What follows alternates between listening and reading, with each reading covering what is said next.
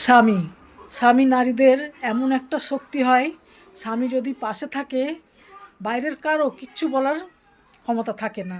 তারা ভাবে তার তো স্বামী আছে, হ্যাঁ, তার স্ত্রী যদি বদমাইশও হয়, খারাপ খারাপ চরিত্রের যদি হয়, তবু কেউ কিছু বলার সাহস পায় না, জানো বন্ধুরা।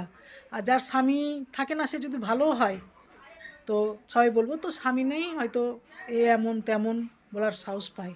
তো এই পৃথিবীতে স্বামীর মতন সম্মান কেউ দিতে পারে না, সে যেই হোক না কেন।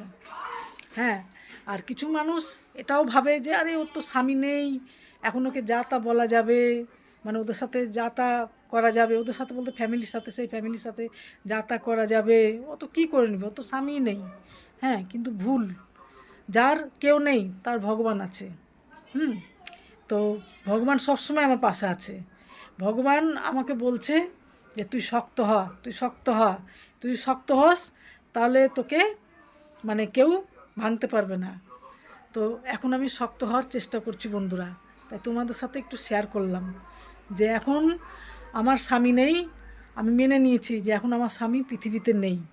তো এখন আমাকে শক্ত হতে হবে। আমি যদি শক্ত না হই, তাহলে ওই যে বলে না কথাতে, কি নরম মাটিতে সবাই কেঁচো খোঁড়ে, শক্ত মাটিতে কেউ কেঁচো খুঁড়তে আসে না, কেঁচো হয়ও না শক্ত মাটিতে। তো নিজেকে নিজে শক্ত করার চেষ্টা করছি।